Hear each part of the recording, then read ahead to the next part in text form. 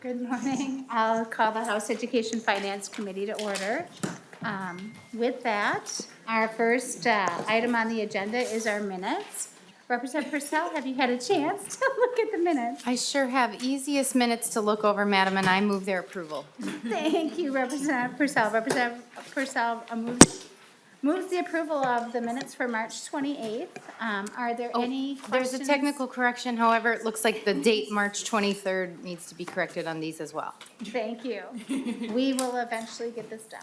So with that, members, are there any questions on the minutes? Seeing none, all those in favor say aye. Aye. All those opposed, no. The minutes are adopted. Members, we have a rather full agenda today. This is our day where we're going to take testimony on the Education Finance Bill. First, we're going to do, just to let people know the room is full. There's overflow in the next room. We'll be announcing testifiers as they go, but after you've testified, if you feel like you can move into the overflow room to give people some more space, that would be great. With that, are there any? Oh, so the Senate has an overlap with some of the testifiers because they started a little late. They're usually at 8:30 and go to 10. So we're making sure we're not gonna, if we skip over somebody, we promise we'll come back to you. So we'll go through the list. Representative Crucia, you had a question. Yeah, I just thought we'd get our housekeeping out of the way so we don't have to do it at the end. So just timeline, amendment deadlines are, just so I get them reiterated, 5 o'clock tonight? 5 o'clock on Wednesday, and it's been posted. Yep, and then tomorrow, so then tomorrow will be the amendments and then voting and sending this on to Ways and Means. Yeah, Representative Crucia, we always have to make a stop in the tax committee taxes. because even though we keep a zero levy target, we still interact with levies, so. Got it. And then the last thing is, just to help you manage, you have a very robust list. Are you encouraging questions at the end, or I'm gonna hold off, but I'm just wondering if you have. Yeah, Representative Crucia, we will not have time for questions for the Very good. testifiers, but you can either catch them offline, and then we'll have discussions tomorrow. Thank you, Madam Chair. Thank you, Representative Crucia. With that, our first testifier is actually Commissioner Willie Jett. Would like to, we know he's there. We saw him earlier. So why don't you go ahead and get settled?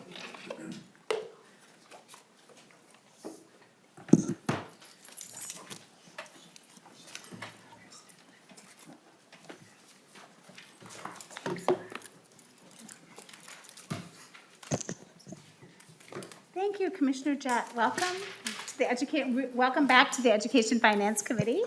Go ahead and present your testimony. Thank you. Madam Chair, committee members, my name is Willie Jett, and I'm the Commissioner of Education. Thank you for this opportunity to provide some remarks on this ambitious bill before you today. I would first want to thank Chair Youakim, Chair Pryor, and all the members and staff for their hard work you have put in this session, lifting up the voices of students, families, educators, school, and community members. With this budget surplus, you were presented with an historic opportunity to make transformational investments in our education system. You have certainly gone a long way to meeting this and have brought forward an impressive range of solutions to meet the challenges that persist in our education system. This budget focuses our investments on what matters to our students. You provide the funding for the fundamental building blocks of school finance, so schools have the resources to provide an excellent teaching and learning environment to all of our students. Commissioner Jett, can you just pull the microphone a tiny bit closer? I shall try. All right, thank you. The bill target resources at academic, mental health, behavioral, and wraparound supports that our students and families need and that they deserve. Our educators are the bedrock of our education system. This includes not only our teachers and administrators, but also our specialists and support staff. The proposal meets the workforce challenges we have head-on. And this budget recognizes the crucial role that MDE plays in our education ecosystem by providing much-needed resources and funding critical programs and operations. So on behalf of Governor Walz and Lieutenant Governor Flanagan and the team at MDE, thank you for including so many of the proposals or concepts from the Governor's education budget and policy bills. This alignment with the Due North Education Plan puts Minnesota on a path where every child receives a high-quality education, no matter their race or their zip code. One of the main reasons this budget meets the historic opportunity in front of us with this surplus is because, for the very first time in a very long time, it is an unleashed effort at putting serious funding toward our most fundamental formulas that are the lifeblood for programming, operations, contracts, and deserved and required services for students with diverse needs.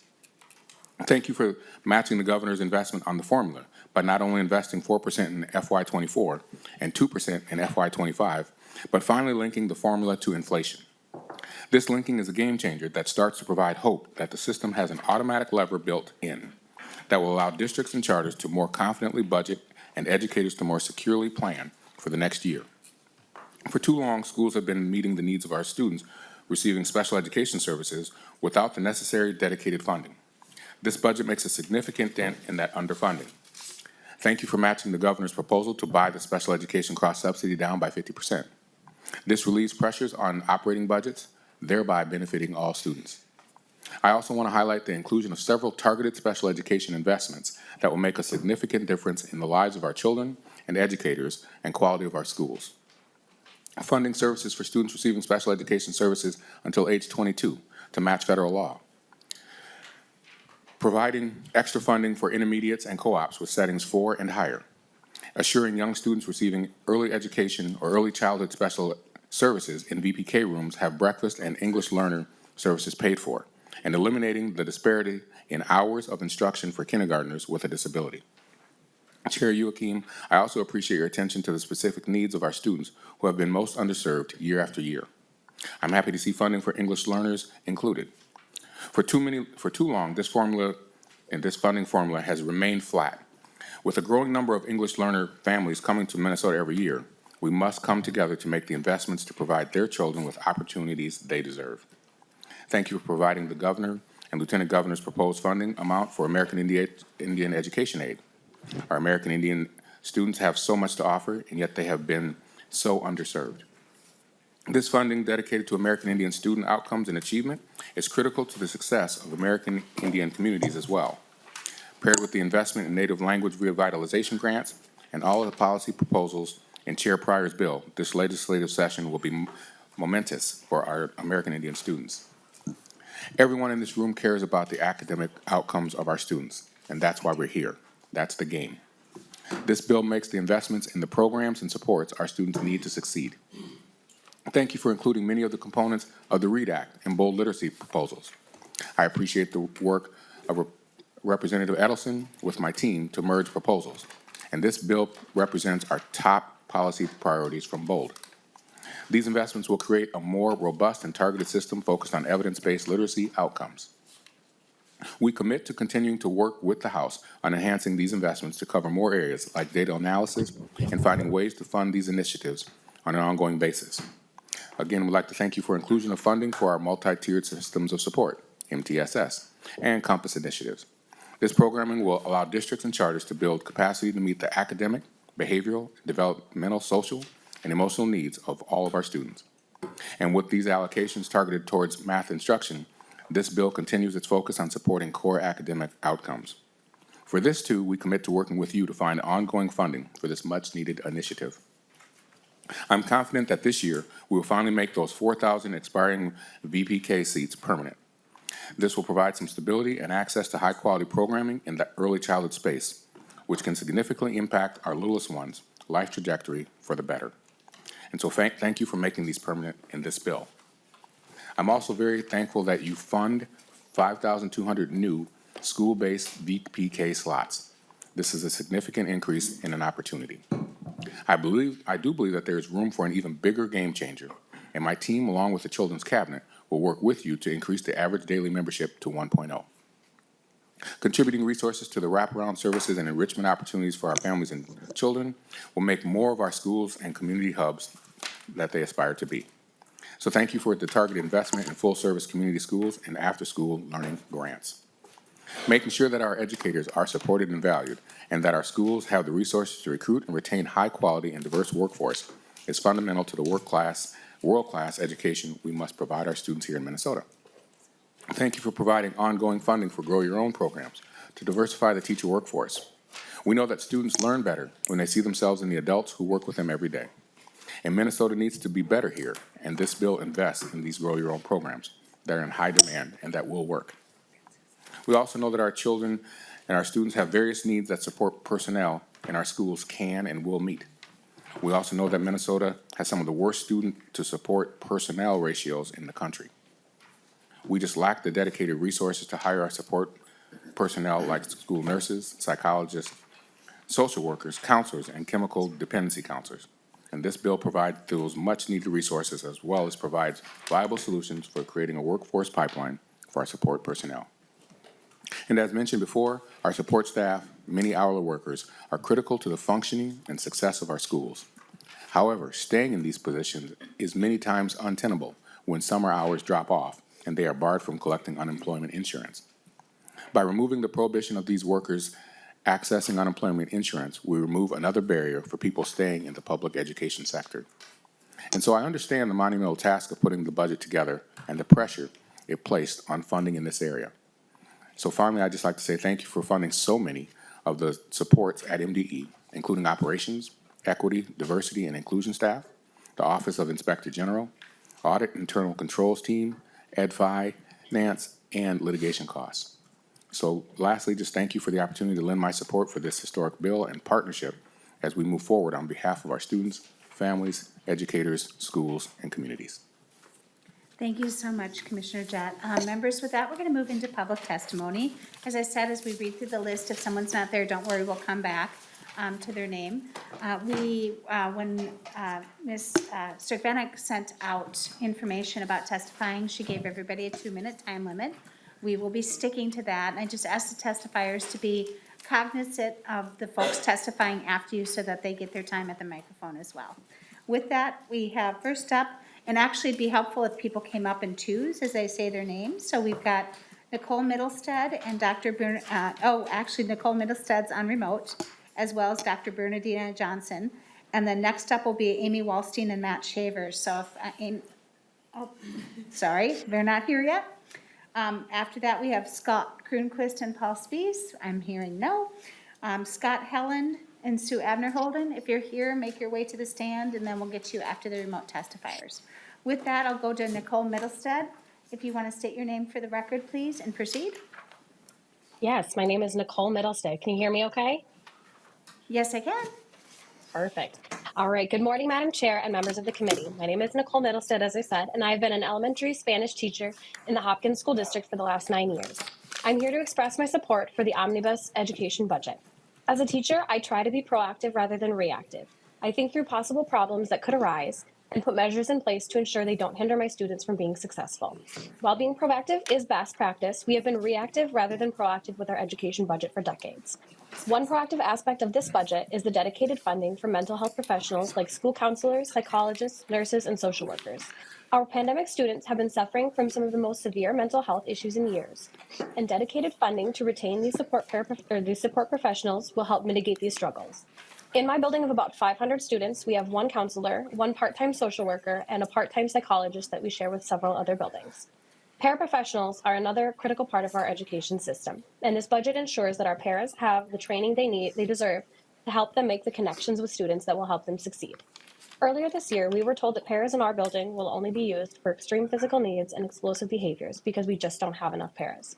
All students, not just those with high needs, deserve more one-to-one adult attention to have their educational needs met at school. Smaller class ratios and adults that work directly with children will help to accomplish this. Earlier this year, I had a second grade student that was known for explosive behaviors. As a pregnant teacher, I was concerned about having a reactive situation with this student, which ultimately did end up happening. I and several other students were assaulted, and if we had had adequate support staff, sufficiently trained paraprofessionals, and special education staff with appropriate caseloads, this traumatizing situation may have been proactively prevented. In conclusion, educators like myself are highly qualified and deserve the tools that come with this budget and to allow us to safely and effectively do our job.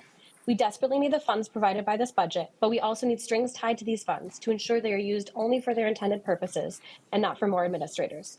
This is the time to be proactive rather than reactive to our educational system, and our first step is to pass this education budget. Thank you for your time. Thank you so very much. Next up, we have Dr. Bernadina Johnson. Please state your name for the record and proceed. Good morning, Chair and members of the committee. My name is Dr. Bernadina Johnson. I'm Associate Professor at Minnesota State University Mankato in Educational Leadership and the former Superintendent of the Minneapolis Public Schools. I want to thank you for the opportunity to share my experience with addressing the discipline disparities that create exclusionary environments for our students in pre-K through third grade. Students who are not in school cannot learn. Students who are pushed out of school lack a sense of belonging. And students who don't learn how to do school cannot develop agency. Therefore, I started with our littlest learners by putting a moratorium on suspending students in pre-K through second grade for nonviolent behaviors. Our state has such gaping discipline disparities for students of color and for students with disabilities. This happens when expectations are not clear, consequences don't match the behavior, and when consequences differ based on the student demographic.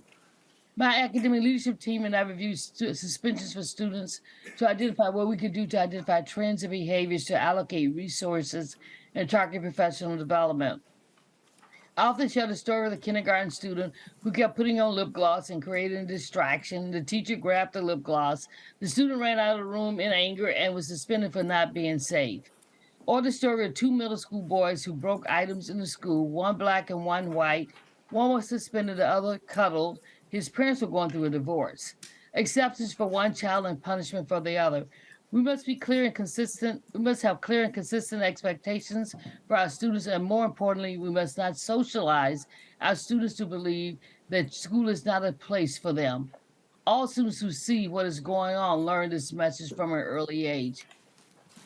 The rest of the story was we reduced suspensions overall. The data show that our through professional development, teachers can learn to de-escalate situations and also create restorative practices. We still have work to do to reduce the disproportionality. We started to work with NAMI to create school-based mental health models. We Dr. selected Johnson, I'm sorry, can you wrap it up? You're at your 2 minutes. Oh my God, yes. Yes. So we work with NAMI is what I wanted to say, to have school-based mental health models, and in my profession, I work with future leaders to help them as well. I actually tried this, believe it or not. We owe it to our youngest learners to keep them in school and to not send them the message that the earliest grades, the school is not for them. Thank you for listening and learning from my experiences on keeping the youngest learners in schools. Thank you, guys. Sorry for going over. No, thank you very much. Next up, we've got Amy Wallstein with Minnesota Business Partnership. Good morning, Madam Chair and members. My name is Amy Wallstein, and I am the Senior Policy Director at the Minnesota Business Partnership. We're a trade association representing over 100 senior business leaders, and they are united by a common goal of eliminating education disparities and preparing all Minnesotans for future success. I want to thank Representative Edelson for the work on the READ Act. The READ Act sends a powerful message to Minnesotans that we're ready to abandon the wait-to-fail model. For too many kids, it isn't until, we don't know they're struggling readers until we have their third grade MCA scores and they're not showing proficiency. And by fourth grade, it becomes so hard to catch up. But with advances in brain science and extensive research on how kids learn to read, we know better and we can do better. Teaching practices aligned to the science of reading and evidence-based instruction can make a difference in students' lives. This bill makes several important advances to improving early literacy. Number one, training all K-3 teachers in practices that are aligned to evidence-based instruction. Two, establishing the framework for using multi-tiered systems of support. And three, setting the stage for evidence-based curriculum. It also provides, most importantly, I think, the screening tools for all kids starting in kindergarten. And that's where I want to ask the committee to keep going.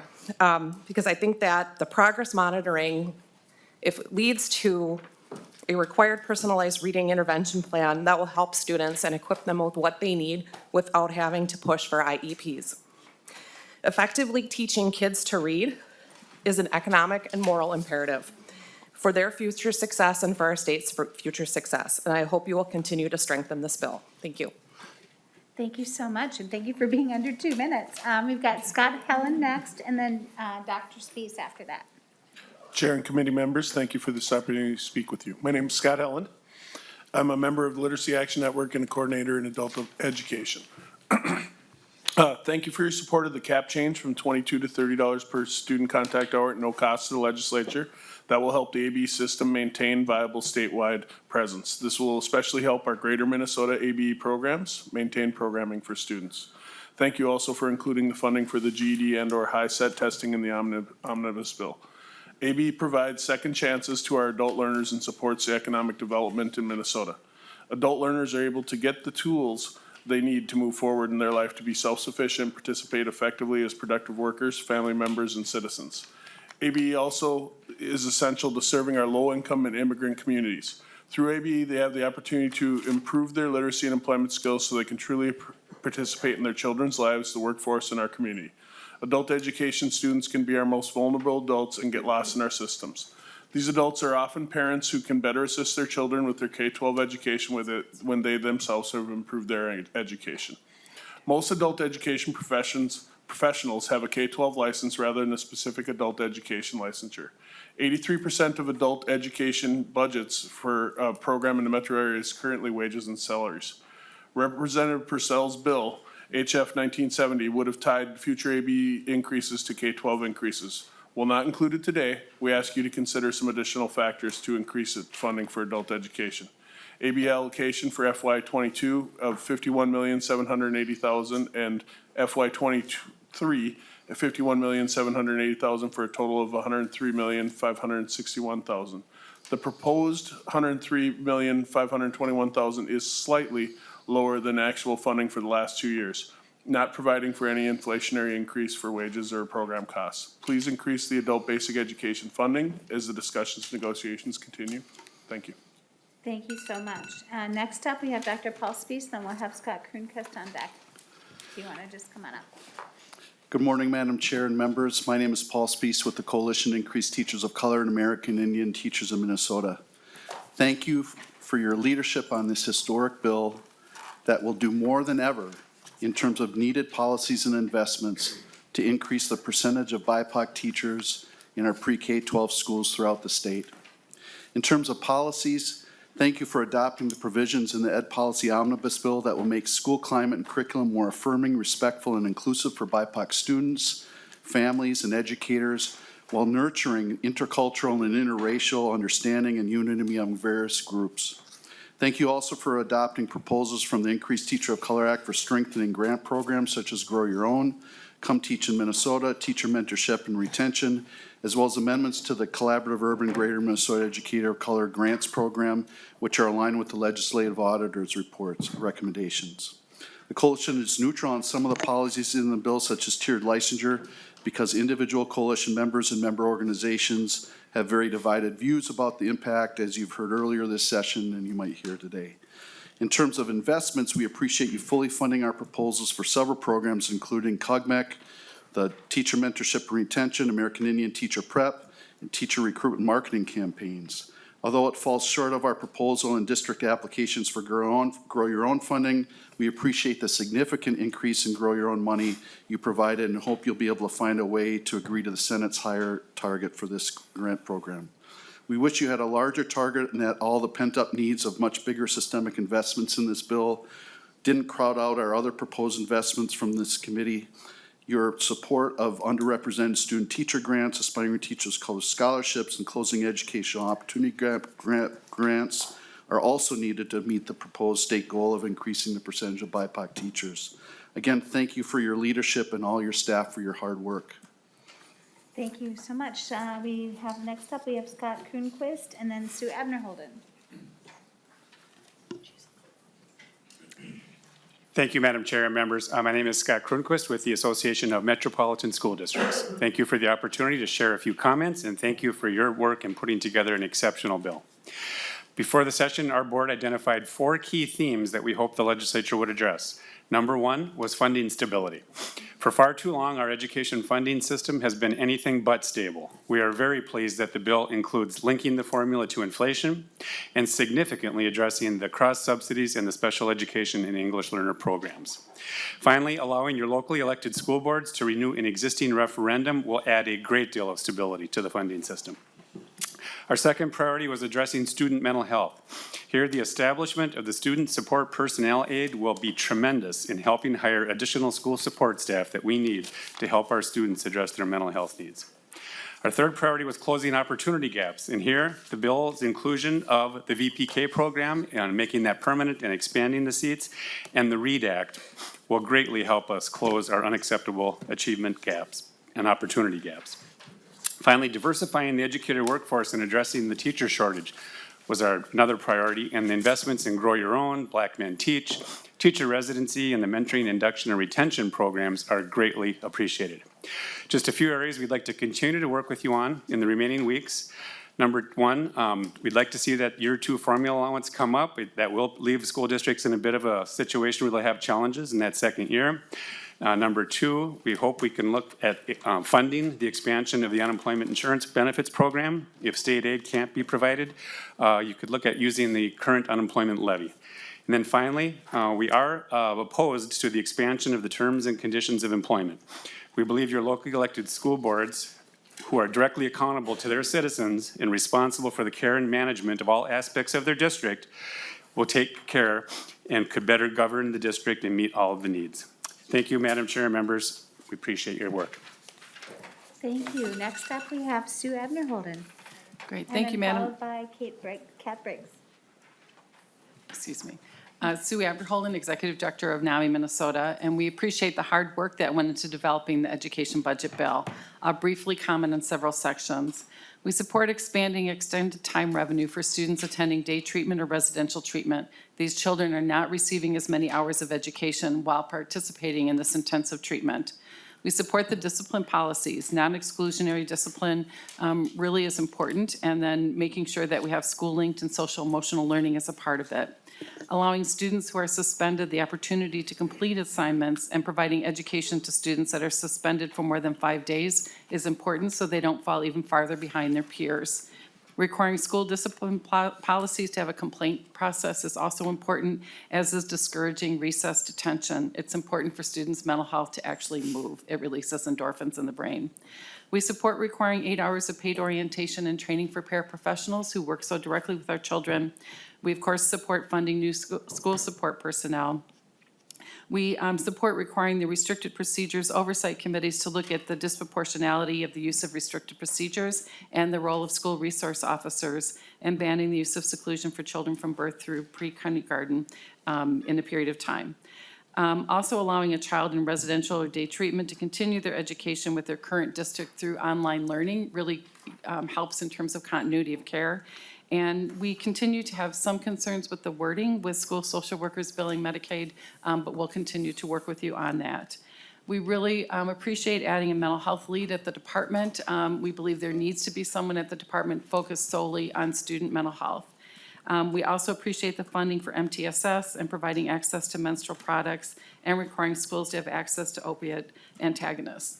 Thank you so much for all of the different provisions that you've put in this bill that really help our children be able to do well in school by addressing their mental health. Thank you so much. And with that, next we have Kat Briggs, Jessica Webster, and then Maren Christensen Hofer. Madam Chair, members of the committee, my name is Kat Briggs, and I'm a school bus driver for Independent 196. You have heard me testify before. Some of you have heard me many times over many years. Thank you for extending unemployment insurance so that it covers school workers like me in the summer. This is a small change that will make a huge difference in our lives. We're employees that get a lot of lip service. We were called essential when it meant risking our lives and the health of our families, but we were not always treated like we're essential. Actions speak louder than words. The action that you are taking to give us access to the same safety net that other Minnesotans take for granted shows that you care about us. For new employees and single moms, unemployment compensation will mean a little financial security as they look for summer work or wait for summer school to start. For me, it will mean being able to drive to my son's place in Kenyon to help with my new grandchildren and not to worry about affording the gas. Children need consistency in their lives, and what better way to show consistency than to have the same caring adults year to year? Unemployment compensation will help to stabilize the workforce and ensure that we can focus on doing the jobs we love to the best of our ability. Thank you. Thank you so much. Next up, we have Jessica Webster. Thank you, Madam Chair and members of the committee. My name is Jessica Webster. I'm a staff attorney with Legal Aid and the Disability Law Center, and Legal Aid represents students experiencing poverty and material hardship statewide. First, thank you for including the ban on K-3 dismissals and recess detention. Second, thank you for including the governor's ban on seclusion for children birth to pre-K. However, we still strongly and respectfully request that this ban on seclusion be expanded to more of our youngest learners. The Senate Education Bill bans seclusion to 3rd grade, which is supported by MDE. Seclusion is the practice of putting a child alone in a padded room, often while they scream in terror and frustration or fight with all of their little body's energy to get out. In 2023, most Minnesotans have probably heard that isolation and solitary confinement are harmful to the mental and physical health of children and adults. Most Minnesotans probably don't know that we still allow schools to seclude young children. Legal Aid is currently representing a child that has experienced 35 days of seclusion this year. We represent children who urinate themselves, both out of fear and out of desperation to be let out of the room. Undoubtedly, some schools are still using this tool as discipline. In all ways, Legal Aid wishes the state would call for an emergency moratorium on seclusion.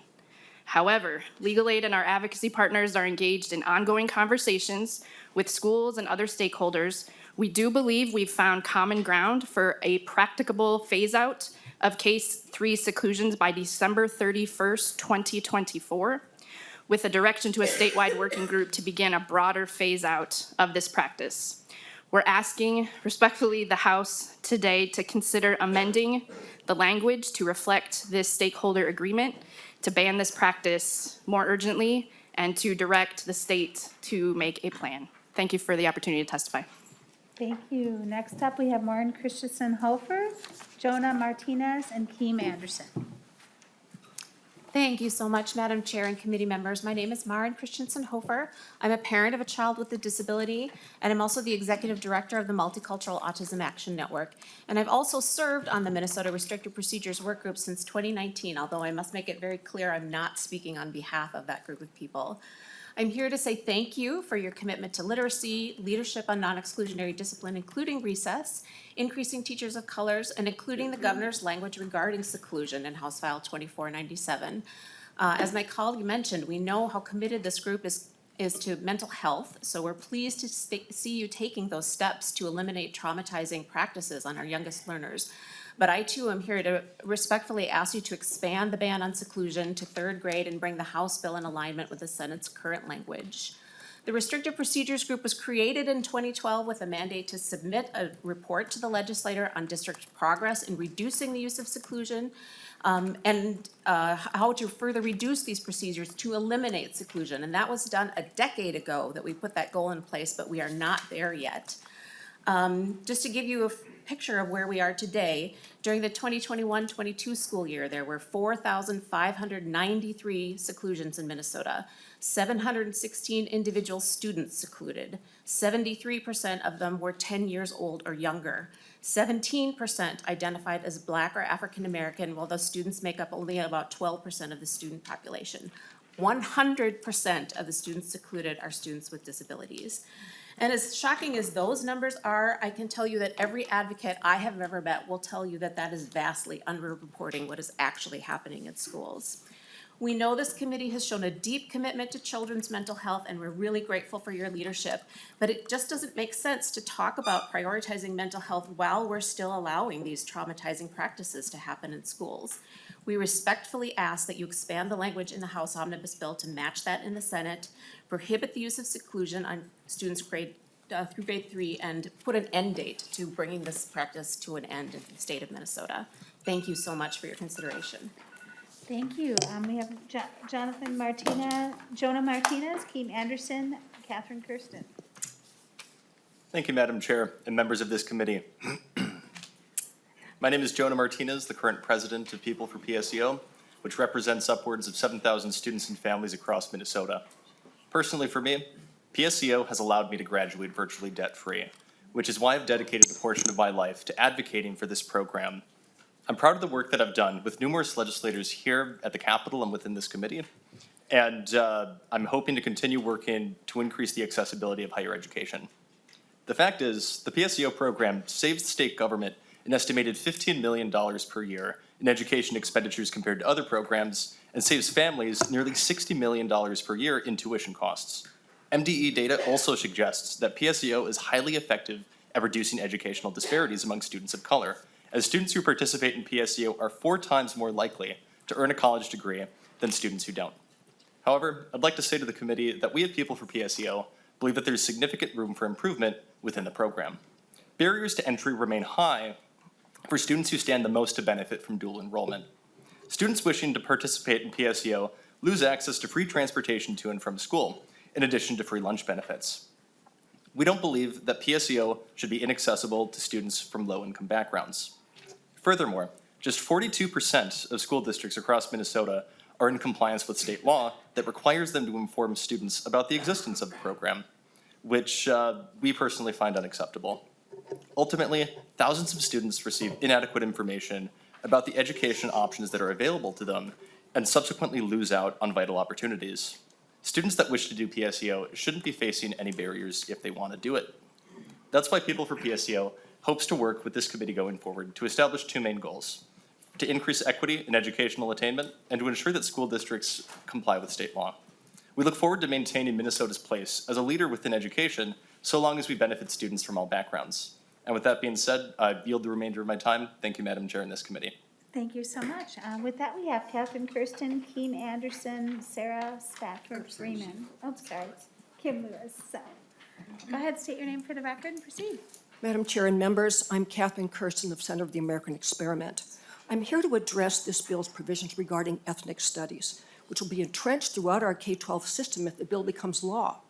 Ethnic studies supporters generally portray it as an opportunity for students to see themselves in the curriculum. Do not be misled. The bill's text and the agenda of the organizations promoting it tell a different story. Education for Liberation Minnesota, the parent organization of the Minnesota Ethnic Studies Coalition, has denounced Minnesota schools' current curricula as shaped to maintain the existing economic, political, and social order privileging whites. EdLib seeks to transform that order by delegitimizing its fundamental institutions and instructing students to resist them. The organization calls for abolition, not reform of the police, and has tweeted in support of ethnic studies that defunding the police means abolishing the social order and building a new society. St. Paul's Public Schools recently made ethnic studies a graduation requirement. EdLib leader Brian Lazinski was a consultant for the new program, whose race and conflict-based ideology instructs students to, quote, resist all systems of oppressive power rooted in racism through collective action. St. Paul students and parents already lament growing disrespect for teachers in dangerous hallways. What will happen as ethnic studies further delegitimizes authority there?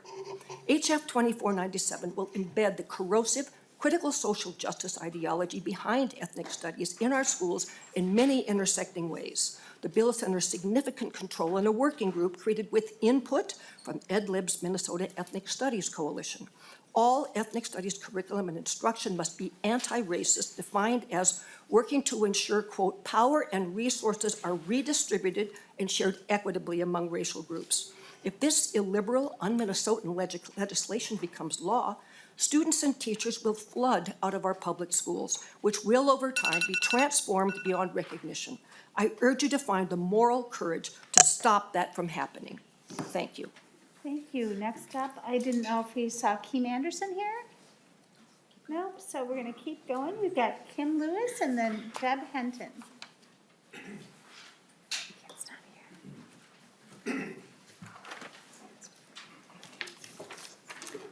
And then after that, we have Tina Burkholder and Julia Page. Go ahead and state your name for the record and proceed. Madam Chair and members of the committee, excuse me, I am Deb Henton, the Executive Director of MASA. On behalf of the members of our organization, I would like to express our appreciation for the inclusion of the following in the omnibus bill: the ability for school districts to renew existing operating levies in accordance with the provisions of the bill, linking future formula increases to inflation, increases to career and technical education, grow your own grants, funding for English learners, American Indian education, transportation sparsity, and reductions to the special education and English learner cross subsidies. recognizing the need for compensatory education to be maintained at fiscal year 2024 levels moving forward. The READ Act and its potential to improve reading instruction for all students. Funding for paraprofessional training. Allowing social workers to be eligible for medical reimbursement, and the permanency of the voluntary pre-K slots and the future increases. We hope there can be more discussion regarding the formula allowance. We are especially concerned about 2% increase for the second year of the biennium. All school districts will encounter increased costs for everything from supplies to transportation to labor costs to unemployment insurance costs.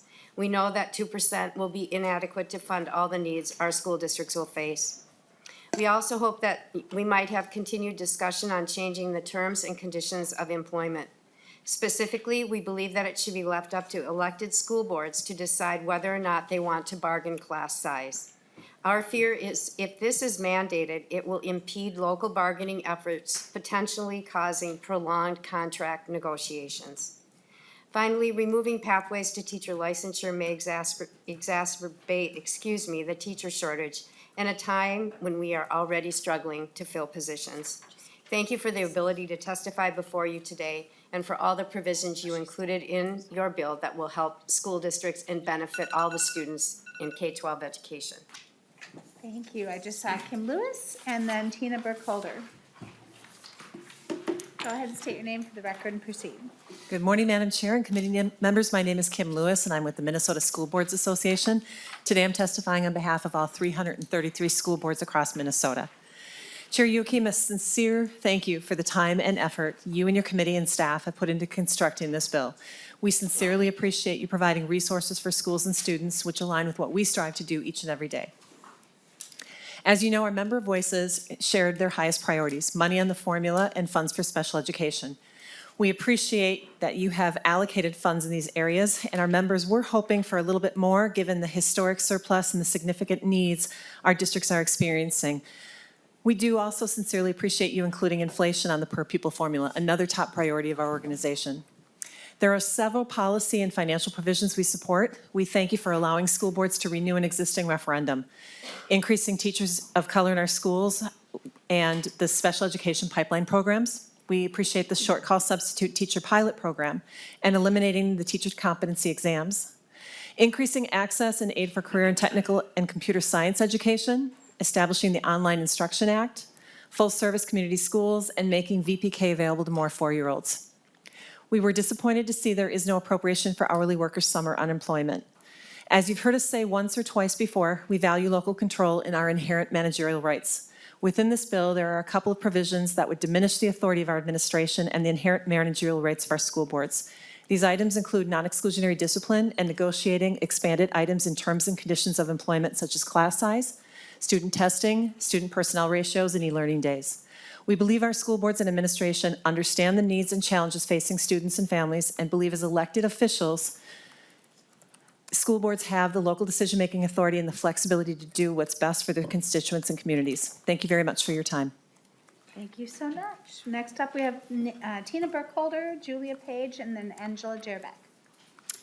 Good morning, Madam Chair and members of the committee. My name is Tina Burkholder. I'm the Director of Business Services at Monticello Public Schools and the Legislative Committee Chair for the Minnesota Association of School Business Officials. There are many items in the House Education Finance Omnibus Bill, but I want to especially thank you for the inclusion of the increases on the general education formula allowance and tying it to inflation, the increases to special ed cross subsidy, the EL cross subsidy, and the referendum renewal authority for school boards. In previous testimony, I mentioned what a 4% and 2% for fiscal years 24 and 25 means to the Monticello School District. We have a close to break-even budget for FY24, but we start to deficit spend by $1.4 million in fiscal years 2025, which is 2.6% of a $53 million budget.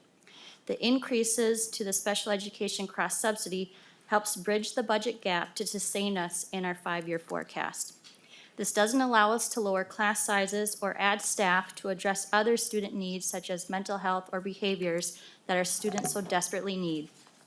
An increase of 5% and 5% would allow Monticello, as well as others in the state, to address student needs on a greater level and increase our purchasing power back to our supply budgets. Also, in previous bills, unemployment insurance was funded with direct state aid. Now, it looks like school districts will have to cover the added costs within their budgets. For Monticello, I estimate this to be approximately $1 million, where funds would have to be reallocated instead of meeting the needs of the students. We also don't know exactly how this would be calculated with special education cooperatives, as costs are tuition billed back to resident districts. Again, on behalf of my third grader and fifth grader nieces and the other 4,000 plus students of Monticello and the children across the state, thank you for the work on this bill. And my information would be available for questions. Thanks. Thank you so much. Next up, we've got Julia Page, Angela Jerbeck, and then Roger Aronson. Madam Chair and members, my name is Julia Page. I am the Public Policy Director for the ARC Minnesota. We are a disability advocacy organization that promotes and protects the human rights of people with intellectual and developmental disabilities. Thank you for hearing and including the proposal to ban seclusion from birth to pre-K. I'm here today to urge you to expand this protection for kindergarten through third grade, a change included in the Senate. Last year, 100% of the students secluded were students with disabilities. This disproportionate use of these techniques on disabled students violates their right to non-discrimination in accessing education. Seclusion can cause physical, psychological, and emotional damage and may result in serious injury or even death.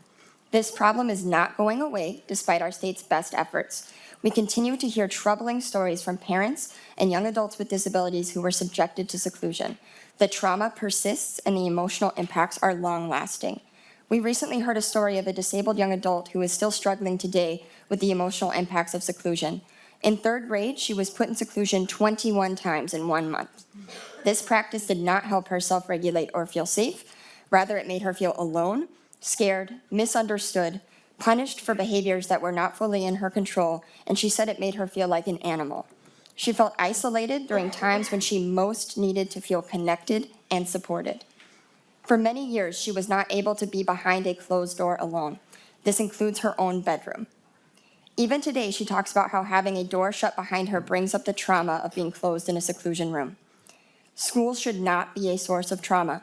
There are countless more stories like this one, and just last week, a parent shared disturbing photos of injuries to her child's face because he was secluded. This is happening in our state every day, and we need to protect our youngest learners. We hope that you will match the Senate language that includes a seclusion ban up to third grade, and we appreciate the collaboration from other stakeholders and the department's support for this inclusion in the governor's bill language. Thank you for your time and consideration. Thank you. Next up, we have Angela Jerbeck and Roger Aronson. Why don't you come on up, and then Brad Lindell. Madam Chair, committee members, my name is Angela Jerbeck. I'm the founder and the executive director of the Bar Center. Thank you so much for the proposed bill to provide services for 18 more schools. It's going to impact over 30,000 students and over 1,500 educators. I developed Building Assets, Reducing Risks when I was a counselor right here in the Twin Cities. The students not thriving, I knew was not a reflection of my colleagues. Educators are incredibly talented. I also knew it wasn't about the students. Our students are incredibly gifted. I knew the problem was the system. And so the system we need to redesign, be focused on relationships, data, and we have to focus on the strength of the students. So as much as it worked in the school I was in, I also knew I needed to do research because I'm not going to have any educator do something without evidence.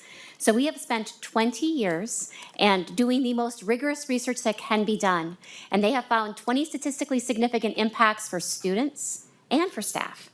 Students' math and reading scores go up. Graduation rates go up. Chronic absenteeism goes down. Risk behaviors go down because the staff are more effective, they're more satisfied, they're able to see their students' need, and they're able to respond. We are so excited about this opportunity. This is going to be able to have 18 schools work together as a network and be able to provide information right back to you to say how the students and staff are doing.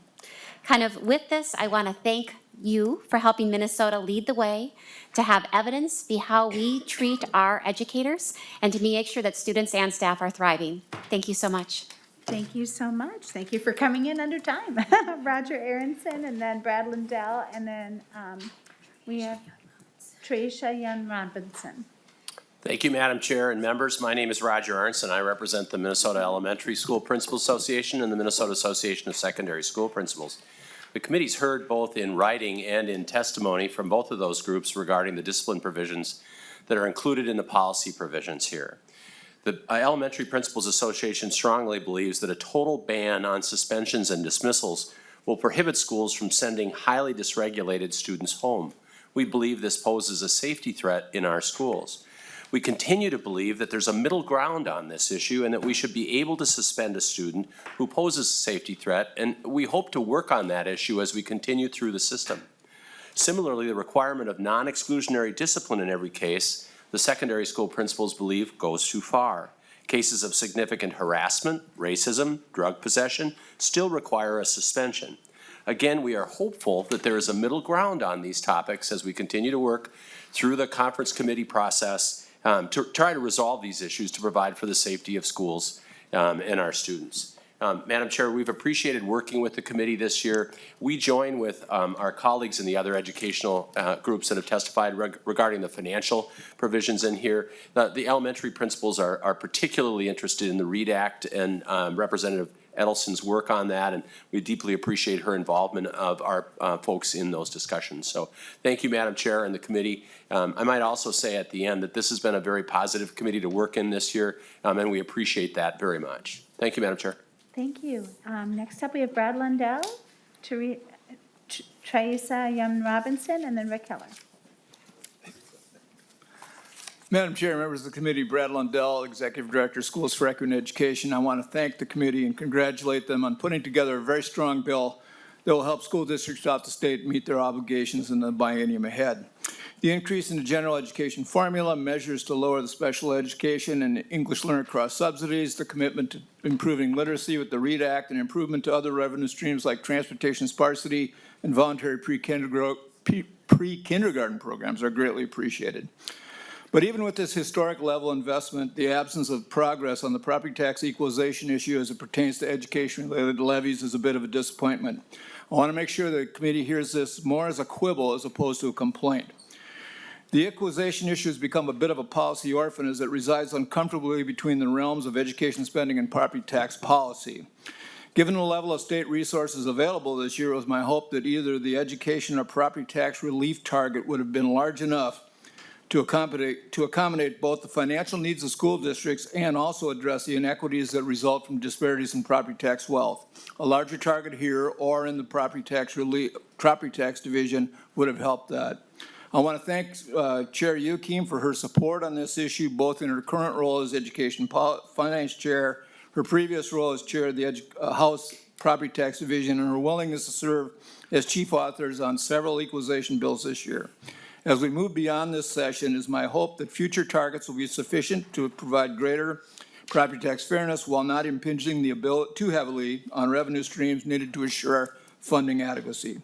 Thank you, and I look forward to working with this committee and other committees in the years ahead to achieve these goals. Thank you. Thank you, Mr. Lundell, and I'm still trying to find some converts. I've found a few. So next up, we've got Teresa. Please state your name for the record so I'm pronouncing it right. Okay. Good morning. My name is Treasia Young Robinson. I am a mental health practitioner and currently serving as a clinical trainee, school-based therapist at Minneapolis Public Schools.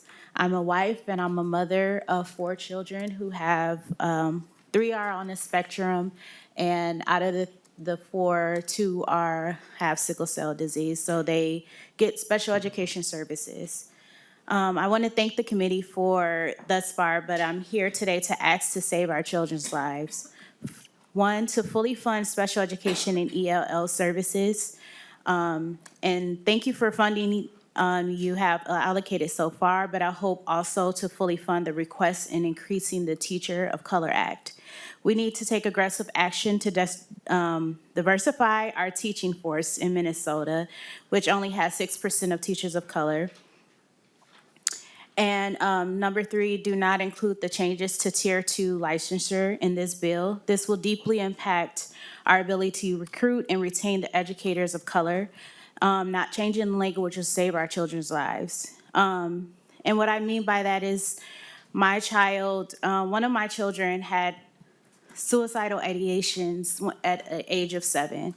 He spent time saying that he didn't like his skin color, the teachers didn't understand him, he didn't have autism, and more and more. Today he's 12, and he still suffers from this issue. I just learned that in 2021, there was a 10-year-old child who was Black and autistic who had dealt with bullying from teachers and staff, and were completely ignored by her parents, that she unalived herself. In order to eliminate Black adolescent suicide, we must raise our children's self-esteem by presenting positive imagery, such as Black teachers who reflect the students of color. Thank you. Thank you, and thank you for sharing your personal story. Next Thank up, we you. have Rick Heller. And then we have Karen Velez-Barron and Jennifer Rosetta.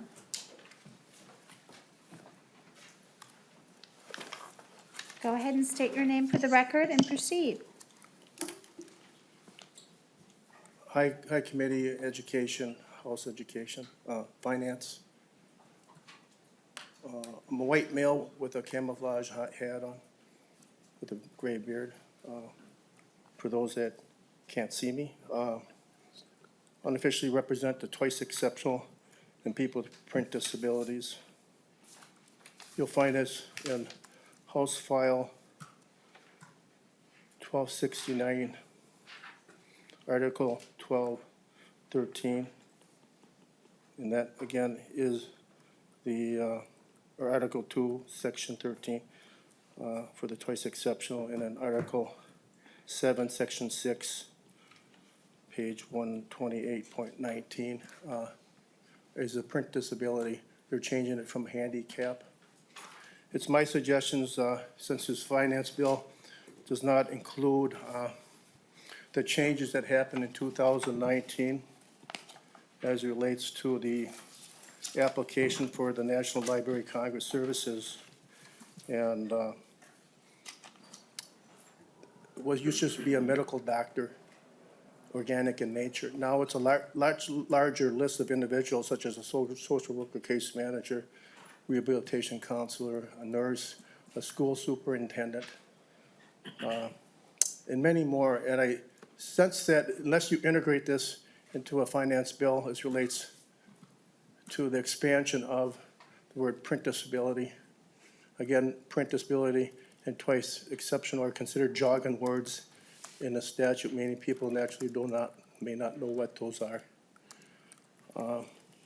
Also within this bill, the finance bill, wherever you mention digital, you put Minnesota Statute 120 or Minnesota Statute 16E.03 Subdivision 9, which is Web Content Accessibility Guidelines, 2.1 now, and then Section 508. And last, you would correct the record, not to call me an advocate, but unofficially represent the twice exceptional and print disabled for the record, because when I fill out your slip at the end, that's what I write.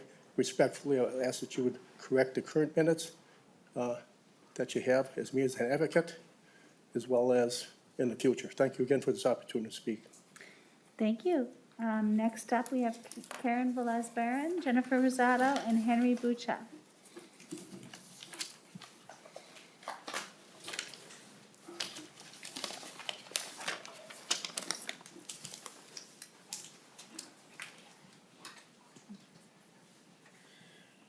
Go ahead and state your name for the record and proceed.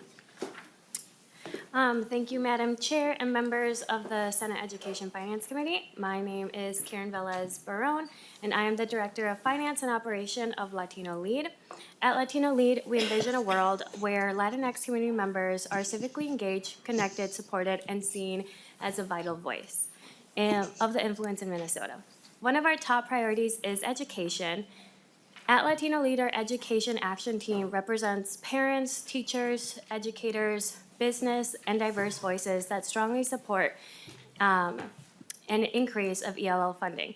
I myself am a proud former ELL student, which is why I support the amendments that implement and the provisions of the LEAP Acts, which encourages multilinguages as an asset. Sorry, a little bit nervous here. That will enhance professional development for teachers and administrators, recognizing the diversity of multilanguage learners and engaging the voices of their parents, their students, and the community in the design and implementations of ELL programming. First and foremost, I want to take the time to thank Representative Herr. We are encouraged by her support of the language learners. We worked with Representative Herr to add some minor accountability measures that were not included in this bill, and we are very disappointed on that. They were insignificant measures on accountability, but we viewed them as progress because this could help us to continue build the trust in our community and also the hope. We are disillusioned that you keep funding the education without measures of accountability. Funding is important, but accountability is also important. We keep funding education and statistics don't change. We continue to have the largest education disparities in the country.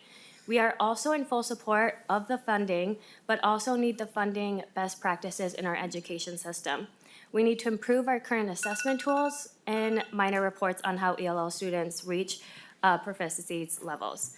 That said, I highly encourage the committee and the support of every single one of you guys to support and strong measures of accountability and to eliminate long-standing disparities in the state of Minnesota. Again, thank you and muchas gracias to Madam Chair and the members of the committee for your support of this important impact of House File 2497. Thank you. Next up, we have Jennifer Rosado, Henry Bucha, and then Laura Mogelson. Madam Chair and committee members, thank you for the opportunity to testify today. I'm Jennifer Rosado, Director of the National Center for Computer Science Education at the College of St. Scholastica, and I represent CS for All Minnesota. I greatly appreciate that the House has shown the support that the House has shown for computer science education by including it in the omnibus bill. It's clear that K-12 education is a priority for Minnesota and that there are many structural and funding challenges this bill seeks to improve.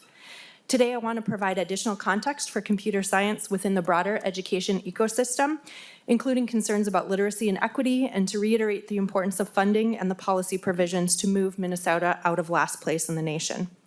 We know from emerging research that computer science education can support student learning beyond computing. Programming improves students' creativity, math, and reasoning skills. In one study, students who had computer science education in their elementary classrooms improved their reading, math, and science test scores. This impact is not limited to select students. As many teachers have shared with me, computer science is a class where students on IEPs and 504s are fully included, collaborate with their peers, and where students often create projects that reflect their personal interests and identities. However, we don't have equitable access to these learning opportunities in Minnesota. Only 1 in 5 of our high schools offer a CS course. If we are to move from last place to just 49th, one place higher, we will need to provide support to an additional 55 districts at an approximate cost of roughly $5.5 million. That's just one place higher. While I'm very appreciative of the annual funding of $500,000, we will not move out of last place with this amount. Again, thank you for your demonstrated support of computer science education. As you discuss the bill and negotiate with the Senate, I urge you to look for additional resources to support districts and teachers to expand computer science education so that all students in our state have access to high-quality learning opportunities in this vital discipline. Thank you. Thank you so much. Next up, we have Henry Bucha, Laura Mogelson, and then Nate Christensen. Thank you, Madam Chair, and the committee for having me here.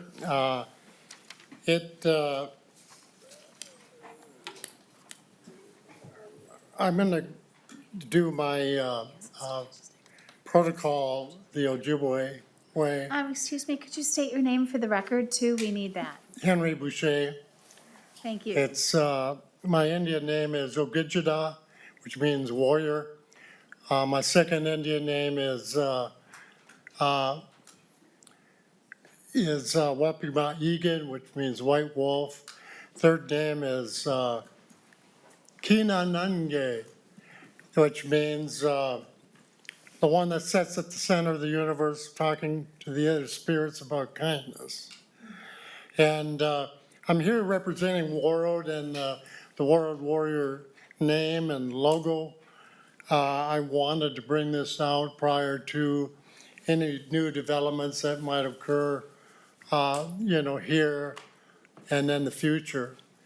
We are a people of great pride and respect from northern Minnesota. Warroad Public Schools, do all that they can to bridge the gap of diversity. We were assimilated years ago by the United States government. And certainly, sent to boarding schools, residential schools, lost our, our mineral rights, our oil, our natural resources, and what have you. I think that Warroad does an excellent job educating the community, both, in school and otherwise. Warroad won the state girls hockey tournament this year, second year in a row. Wore the jerseys with pride and dignity. Every one of our students are educated by the time they graduate about the recognition and the responsibility, that their knowledge will be carried forward with that honor of being a warrior. Our ancestors shed a lot of blood there at Warroad, and we certainly want to continue using and honoring the name in the future. My great-grandfather actually sold the school, part of the land allotment in 1915, and went ahead and wanted to instill the name the Ward Warriors. And we want to keep that particular name. I know it's not the time, but when you have three bills out there, we don't know, basically what's going to happen. I'm with, so sorry, you're about almost to 4 minutes. I got distracted. Can you wrap Okay. up, please? Yes, so anyway, I want to commend your work. I appreciate it. Keep funding our schools. The kids need help, and certainly we'd like to stay informed or be informed of any future changes that might come forward. Thank you. Thank you so much for making the trip all the way down here. Next up, we've got Laura Mogelson, Nate Christensen, and Jose Perez. Thank you, Madam Chair, members of the committee. My name is Laura Mogelson, and I am from the Minnesota Association of Colleges of Teacher Education, testifying today to share our strong support for the omnibus bill. We've been hearing about the impending teacher shortage for many years now. It's happening. We have teacher vacancies that go unfilled. We are resorting to having people serving our most vulnerable children who are underprepared. We have an abysmal lack of diversity amongst our teachers, and many people face real barriers in entering the field. Enrollment is down significantly in teacher preparation programs, down between 20 and 30% for some providers from 2018. We first want to thank you all for working to put together a bold and ambitious bill that makes specific, serious investments for the children of Minnesota. I want to highlight some specific provisions that we're supportive of in your omnibus bill. The increase to the CUGMEC funding, which goes directly to prep providers to provide direct support to our future teachers. Increasing the Grow Your Own funds. Changes to licensure exam requirements. Ensuring that all professionally licensed teachers demonstrate meeting the standards of our profession. And then creating grant programs to develop a pipeline of Tier 3 and Tier 4 special education teachers. There is one item that we're concerned about that was not included in the DE. That's paid student teaching. Removing the barrier of unpaid student teaching will help us solve the teacher shortage while also opening the teacher profession to a more diverse candidate pool. So we urge you to consider that as you go into conference committee and negotiate. Thank you for all of your work in this committee for the children of Minnesota. Thank you so much. Next up, we've got Nate Christensen, Jose Perez, and then James Grathwell. Good morning, Chair and committee members. My name is Nate Kristen, and I'm a member of the Minnesota Association of Alternative Programs and a teacher at PYC Arts and Tech High School. Thank you for the opportunity to testify on House File 2497. The Minnesota Association of Alternative Programs is an organization that advocates for, supports, and promotes alternative learning programs. We have over 800 members from over 300 alternative learning programs around the state. Our programs strive to meet the needs of nearly 150,000 Minnesota students who experience difficulty in traditional classrooms and receive alternative education services. On behalf of all MAP members, we extend our thanks on the inclusion of a $50,000 grant to the MAP STARS program. The funding will be used to help students with limited financial means access this powerful program dedicated to the professional, academic, and social development of students in alternative settings. Additionally, thank you for including Area Learning Center transportation aid, which will allow more students, especially in rural areas, to have transportation to school. Finally, we appreciate the significant increase in general educational formula spending and tie to inflation that will provide investment in our students. As you continue to work on the biennial budget, we ask that you consider reinstating extended time revenue to 1.5 average daily membership to fund school districts, charter schools, and other educational programs for at-risk students outside the traditional school year schedule. Our students often need more time and attention than students in traditional schooling, and as a result, we have additional funding needs. Thank you again for the opportunity to testify. Thank you so much. Next up, Jose Perez, Jim Grathwald, and Joey Seanan. Thank you, Madam Chair. Thank you, members of the committee. What a privilege to go after that amazing testimony, and thank you to PYC doing the hard work of serving our most marginalized young people. My name is Jose Perez. I am the partner of policy for Bridgemakers, a youth-led nonprofit amplifying the voices of marginalized and underserved youth. I'm a St. Paul Public School graduate. I'm an English language learner who failed the 1st and 9th grade.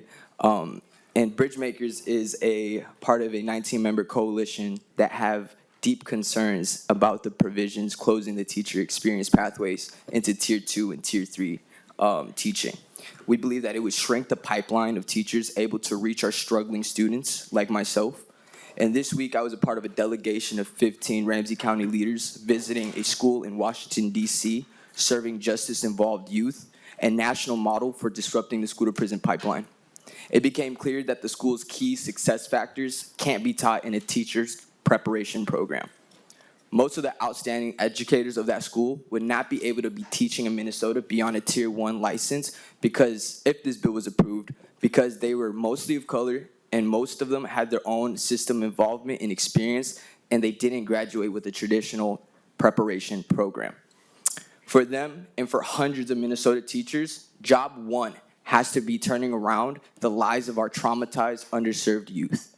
Yet this bill would make it much harder to recruit and keep many extraordinary, experienced educators equipped to do that. Many of them of color, and many teachers don't have ability to go back to college full-time while teaching full-time to learn skills most of them already know. This provision would hurt the teacher pipeline serving students with special needs like myself, those graduating from alternative programs like myself, and students of color like myself who need life-changing role models who can best relate to us.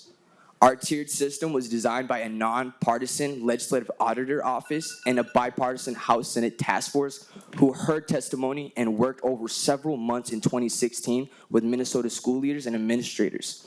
They did not hear a single one of them saying that we needed to close teacher pathways.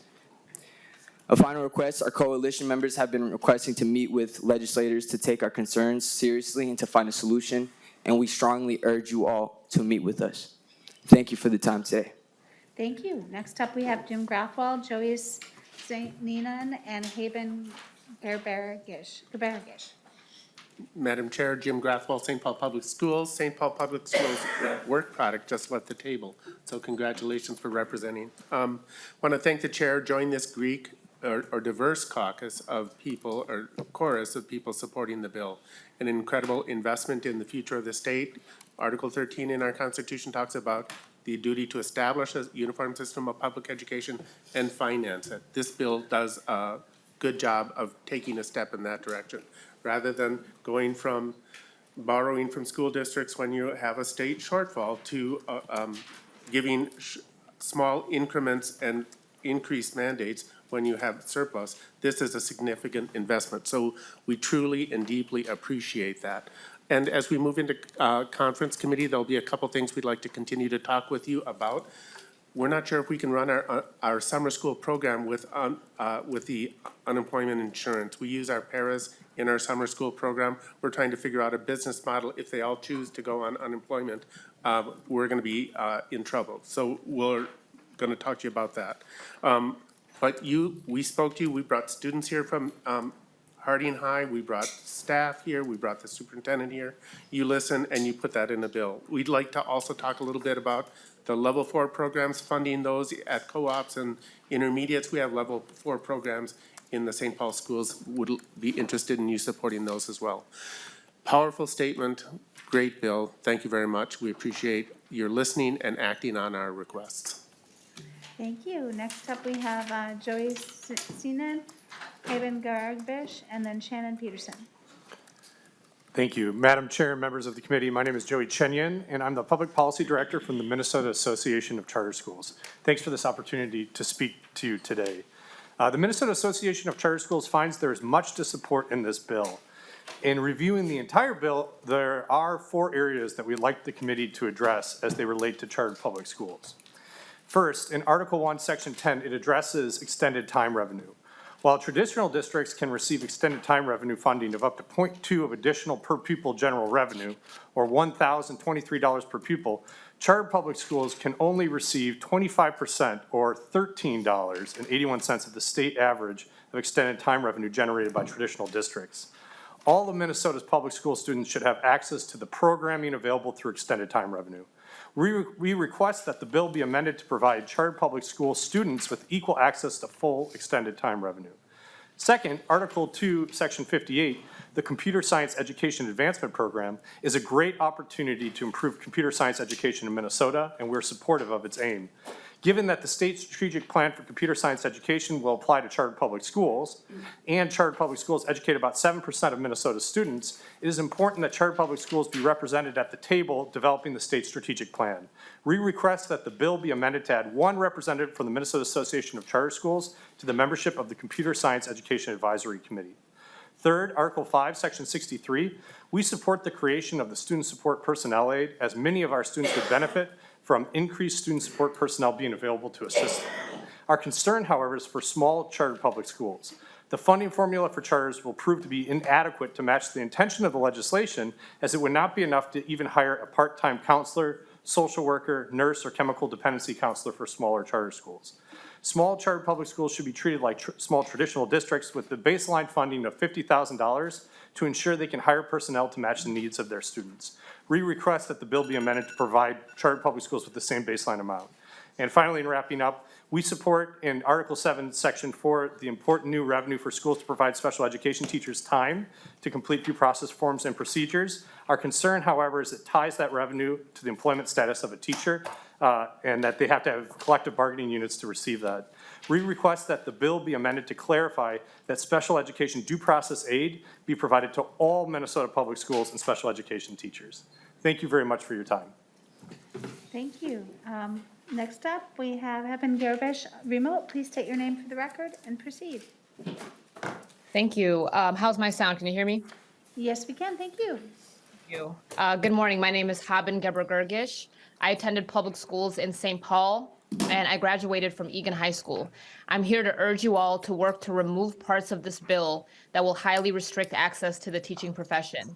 As it stands, these parts would worsen the teacher shortage and lack of diversity in Minnesota.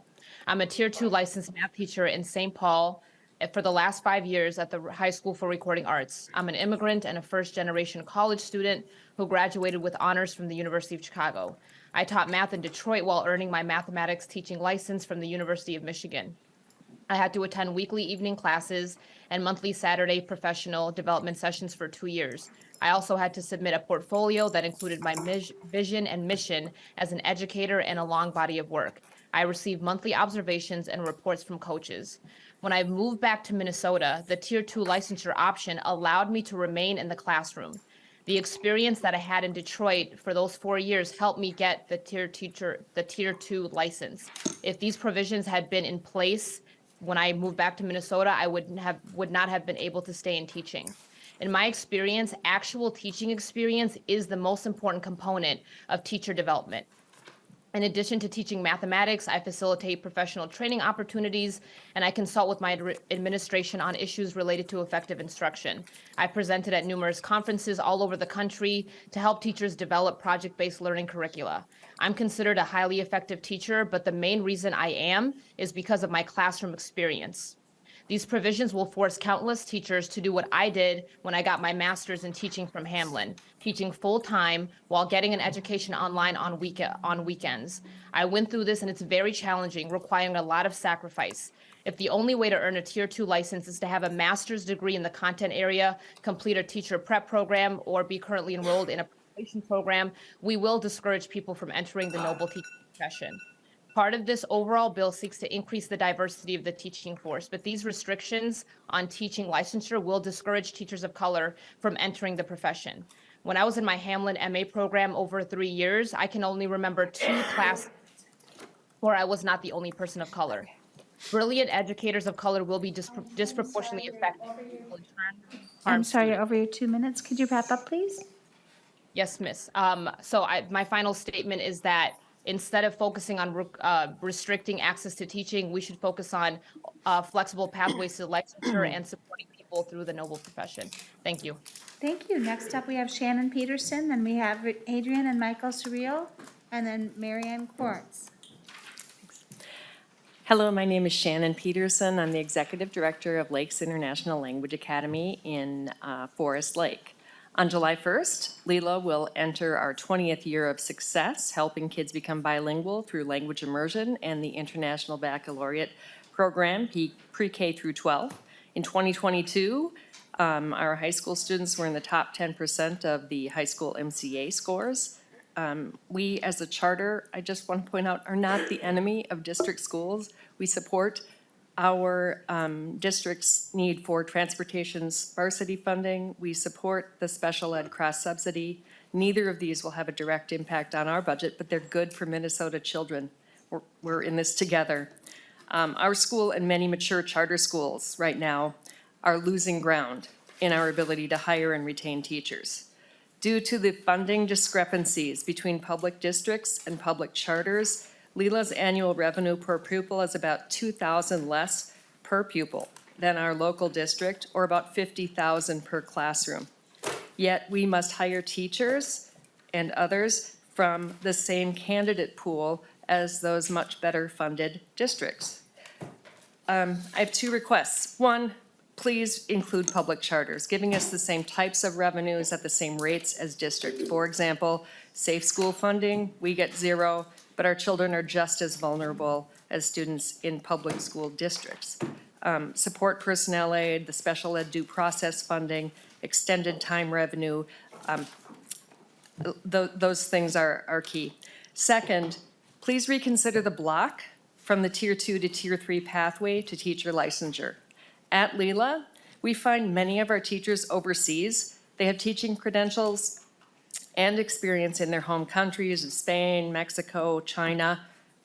They tend to love it here, both our school and our state, and many go on to get green cards and even citizenship. They start as Tier 2 teachers, and if they are required to get another degree while working in Minnesota University, which is astronomically higher price, much higher price than their home countries, they will simply choose to leave. So please don't deprive our students of some excellent teachers. Thank you, Madam Chair and members of the committee, for your attention. Thank you. Next up, we have Adriana, Michael Surreal, Marianne Kuros, and then we'll go back to some folks that we missed. So.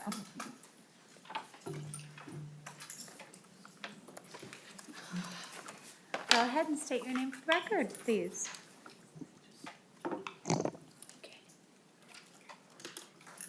Good morning. As we stand on native land, I will be speaking in my native colonized tongue, which is Espanol. And I'm going to have Molly translate for me. Could you state your name for the record, please? Adriana Cerrillo. Thank you. Molly Dangler. Thank you. Señora Presidenta, miembros del comité, me llamo Adriana Cerrillo y soy miembro de la comunidad y miembro de la Junta Escolar de Minneapolis. Madam Chair, committee members, my name is Adriana Cerrillo. I am a community member and school board member in the Minneapolis Board of Education. Quiero darle las gracias, señora Presidenta, por su visión, valentía y comprensión para financiar completamente la educación de ELL. I want to thank you, Madam Chair, for your vision, courage, and understanding for fully funding ELL education. Al comienzo de la sesión legislativa, usted dijo que abordaría la falta de financiación de los servicios de EL. At the beginning of the legislative session, you said that you would address the underfunding of EL services. Y lo hiciste. And you did. Pero lo queremos ahora, no en 2027. But we want it now, not in 2027. También dijiste que vincularías la fórmula de educación general con la inflación. You also said that you would link the general education formula to inflation. Y muchas gracias, lo hiciste. And thank you, you did. Pero lo queremos ahora, no en 2027. But we want it now, not in 2027. Estas dos disposiciones son increíblemente importantes para nuestros estudiantes, familias, personal, Minnesota y nuestro país. These two provisions are incredibly important to our students, families, staff, Minnesota, and our country. No se puede subestimar la certeza que esto dará a nuestras escuelas en términos de personal y programación. The certainty that this will give our schools in terms of staffing and programming cannot be underestimated. Escucho a los padres todos los días y como madre y abuela, todos queremos una educación que satisfaga las necesidades de nuestros hijos. I hear this from parents every day and know this as a parent and grandmother myself. We all want an education that meets our children's needs. La fórmula actual de IEL solo financia 1/3 de los costos de los distritos en todo el estado. The current EL formula only funds 1/3 of districts' costs statewide. Cerrar esta brecha de financiación garantizará que nuestros estudiantes tengan los recursos que necesitan para acelerar su crecimiento académico. Closing this gap will assure that our students have what they need to make academic progress. Eso es lo que quieren los padres y esto es lo que debemos de querer todos los habitantes en Minnesota.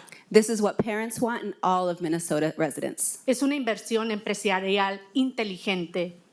It's an investment in respecting our students' intelligence. Proporcionar seguridad financiera vinculando la fórmula de educación general con la inflación. Tying the budget to inflation. También dará la certeza al personal de la escuela que no recibirá un recibo rosa porque los distritos no saben qué viene año con año. Will also give schools the certainty of not a blank check because they know what will come year after year. Gracias por su defensa y por tomar medidas. Thank you for your advocacy and for taking measures. En nombre de nuestros hijos y familias en Minneapolis y de todo nuestro estado, mil gracias. In name of all of our students and our state, thank you so much. We also have postcards from our students. Yes, we do. Thank you all for your work. Keep being strong, keep being brave, because at the end of the day, all of this affects everyone. Muchas gracias. And thank you so much for your public service. Next up, we've got Mariana Quiros, whose testimony is going to be read by somebody else who's going to state their name for the record. Welcome. Go ahead and state your name for the record and proceed. My name is Adriana. I'm from Worthington, Minnesota, and I'm reading the letter of a parent who couldn't be here today. Thank you. Good morning, choir, Youakim, and members of the Educational Finance Committee. Thank you for the opportunity to speak today. My name is Marianne Corres. I am a parent, committee organizer, educator, and also director of Indigenous Roots Cultural Arts Center. Thank you to the bill author, Representative Censor Mura, for your leadership on the ethnic study legislation this year. And thank you to the chair for including important ethnic studies investments and provisions in the House Education Finance Bill. As an immigrant mother and grandmother to mixed children, ethnic studies is imperative in the academic growth of all young scholars, as well as grounding one's self-identity and place in our society. I want my children, grandchildren, as well as young scholars to know their ancestors contributed greatly to building this country, that their histories and stories are seen and acknowledged amongst their peers. In turn, they also learn about their stories of others who came before them. As someone who immigrated from the Philippines at a young age, the required textbooks in middle and high schools represented Native Americans and past tense Black history confined to slavery and the civil rights movement with little to no mention of Asians and Latinx people. I do not believe our young scholars need to wait until they attend a college or university to receive ethnic studies related courses. Ethnic studies must be accessible at a young age in our education system. As Howard Zinn stated, history is important. If you don't know history, it is as if you were born yesterday.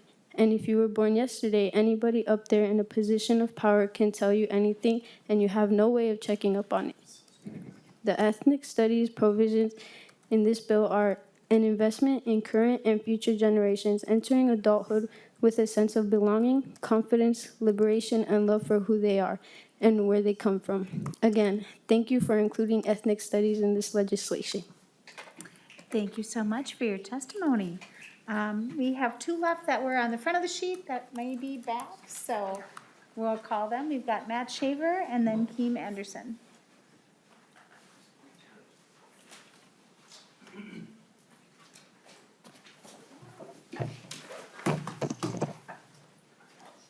Chair Youakim, members of the committee, good afternoon. My name is Matt Shaver. I'm a teacher and the policy director at Ed Allies. Thank you for the opportunity to testify today, and thank you to Chair Youakim for consistently including student voice here in committee and compiling an omnibus bill with many policies and funding proposals that will strengthen our state's education system for kids. We strongly support the proposed investments in the general education formula, as well as progress toward eliminating the special education and English learner cross subsidies. We are incredibly grateful to see the curtailing of dismissals for kindergarten through third grade and leaving that tool in the toolbox only in the case of an ongoing serious safety threat. Subjectively suspending 6-year-olds for minor behavior mistakes to try to improve their behavior is like trying to cut a birthday cake by running it over with a tank. Messy, excessive, and ultimately ineffective in achieving the goal. We can and must do better. Similarly, our state needs to abandon seclusion of our youngest learners with disabilities, and we encourage decision makers to ban it through third grade. We also support many of the proposals in the READ Act to take comprehensive action on improving literacy instruction and aligning training, curriculum, and ongoing support at the site, district, and state level with research on how children best learn to read. In order for these proposals to achieve their potential, we must move beyond the encouraging language in several areas of the READ Act toward requirements. Some things are too important to wither on the local control vine, and what could be more critical to the success of children than being taught to read? Our licensure coalition supports much of Pellsby's legislative agenda that is represented in this bill. We continue to have serious concerns that for every step forward we take with policies like BA exemptions for performing arts, eliminating pathways that are working to address teacher shortage areas and increase teacher diversity takes us several steps backwards. In the midst of a teacher shortage impacting every corner of the state and likely being experienced most acutely by students of color and students in poverty, making it harder to become a teacher in Minnesota misses the moment. In a state where just 6% of educators are teachers of color, eliminating pathways to Tier 2, where currently 1/4 of those license holders are teachers of color, undermines efforts to develop a teacher workforce that is representative of our state's student demographics. Our coalition stands ready to find a path forward on licensure that we can all support. Thank you again for the opportunity to testify today and for the flexibility with the Senate back and forth. Thank you all. No problem, thank you. Last up, we have Keem Anderson.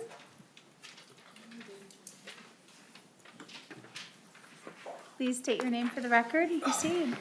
Nice. Keem Anderson, here representing Ignite After School and the Ignite After School Network.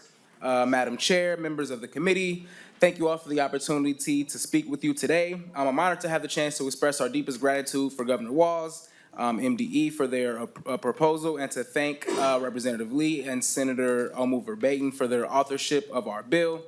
Additionally, I would like to thank the committee chairs for their leadership and commitment to including a $25 million investment in after school by funding the After School Community Learning Grants Bill. As you all know, the ACLG bill provides crucial funding for high-quality after-school and summer programs for young people across Minnesota.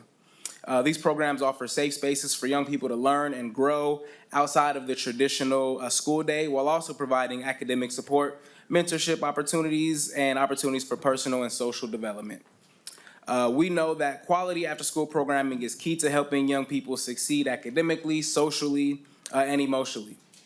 The research shows that students who participate in after-school programs have better attendance, higher grades, and fewer behavior problems than those who do not. Furthermore, after-school programs provide a lifeline for working families, providing a safe and supportive environment for young people during the critical hours when parents and guardians are still at work. So in closing, we just really want to express our sincerest appreciation and gratitude for the support that has been shown for the ACLG bill.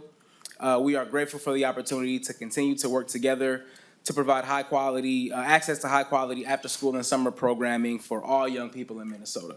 Thank you guys so much. Thank you so much, and that is a great place to end for today.